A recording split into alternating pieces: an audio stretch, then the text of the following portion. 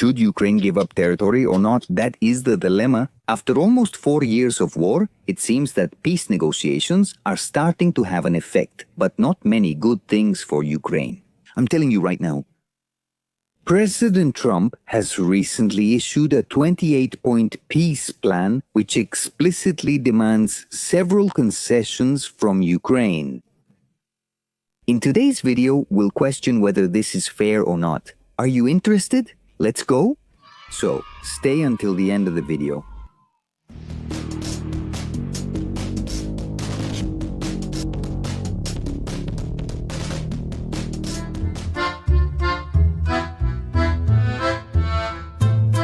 To begin, let's look at the map of the war in Ukraine as of November 2025, which actually hasn't changed much, to be honest, more or less since the war began. What the fuck?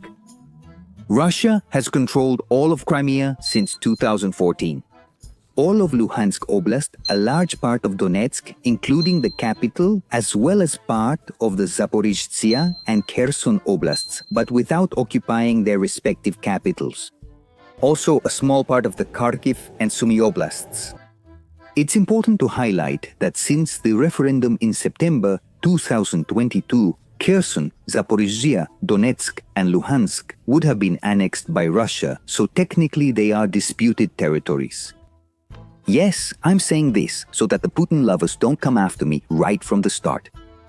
After 4 years of war of attrition in the trenches, Trump has presented the aforementioned 28 points. We're not going to go through them one by one, so you don't get bored. So let's just look at the essentials.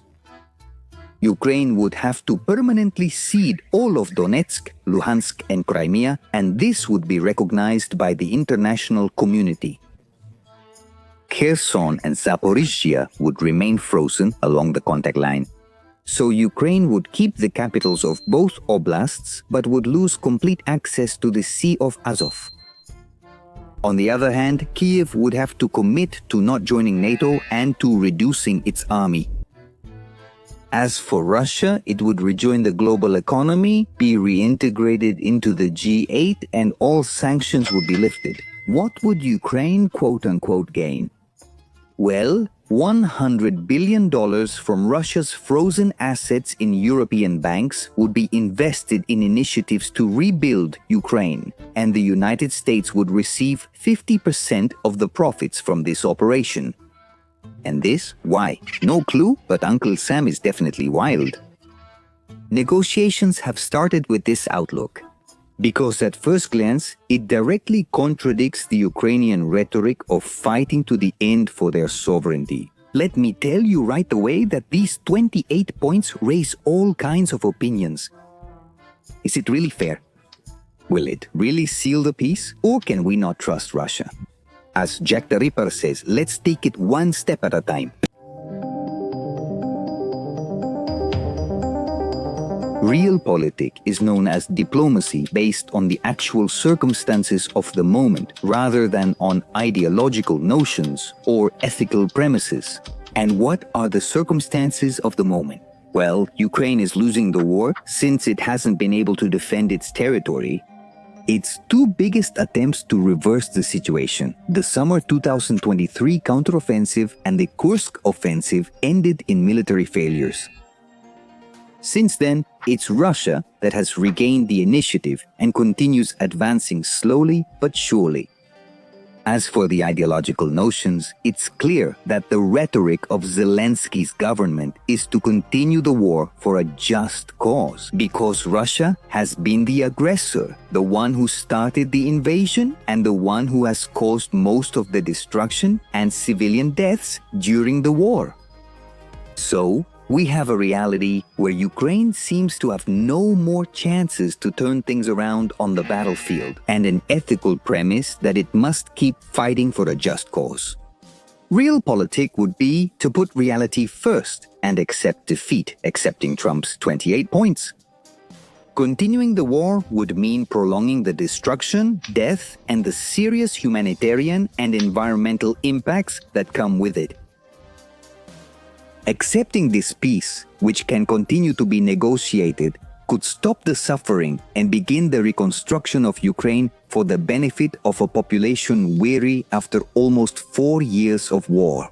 And what should be worked on? In recognizing that accepting the points should not be synonymous with moral defeat, but rather with strategic realism.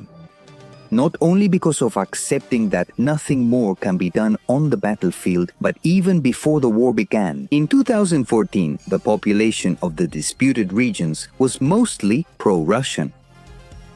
In this way, the reconstruction of Ukraine would not only be physical, but also ideological. The new borders of the country would contain a population more inclined toward the West and the European Union, which would greatly facilitate internal cohesion and help avoid possible new conflicts. Let's remember that all of this began as a civil war in 2014, focused in the Donbass. Now let's ask ourselves, isn't there a bit of idealism in this realism? Let's consider the other side. Accepting most of Trump's 28 points would, from another perspective, legitimize Russia's aggression, which would weaken the international principle of non-aggression, setting a risky precedent. If Russia invaded, endured years in a war of attrition, and then was granted the invaded territories and had its sanctions lifted, can I invade Taiwan too? On the other hand, let's remember that the current war can be considered as a second war in Ukraine. The first one, focused on the Donbass, ended with the Minsk agreements, which were violated by both sides. So, in the end, they were as useful as elections in North Korea, since the war broke out again a few years later.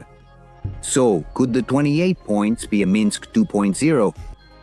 Also, limiting the Ukrainian army and making it give up joining NATO would leave the country vulnerable to future aggression by reducing its defense capabilities. History tells us that trusting Russia as a guarantor of peace is problematic due to its record of non-compliance and expansionist goals. If we talk about geopolitical theories, according to Haalands by John Mackinder, Russia would not yet be fully achieving its geostrategic objectives. If you don't know this theory, don't worry, I'll summarize it for you. Whoever rules Eastern Europe will dominate the Heartland. Whoever rules the Heartland will dominate the world island. Whoever rules the world island will control the world. The Heartland is located mostly in the heart of Russian Siberia, which is rich in resources. And it's one of the main reasons why the Great Bear has maintained its status as a historical power, despite not having a huge gross domestic product.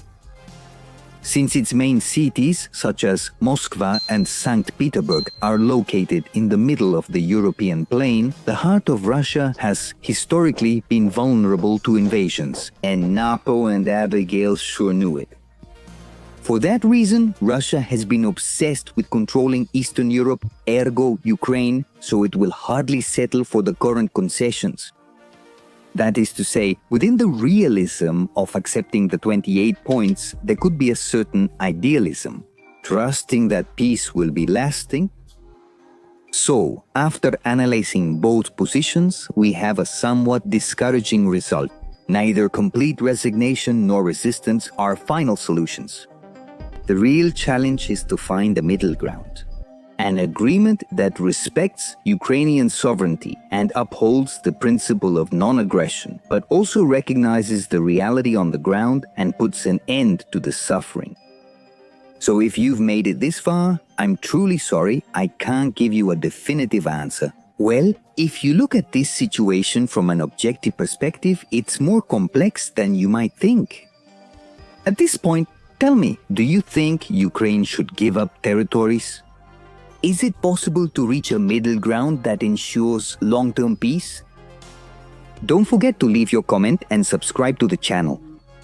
Also, I'm leaving my social media links in the description. And in case you want to watch the new videos during the premiere and have more interaction with me, your donations on Patreon, Una Manito Net, or channel memberships are welcome. See you next time.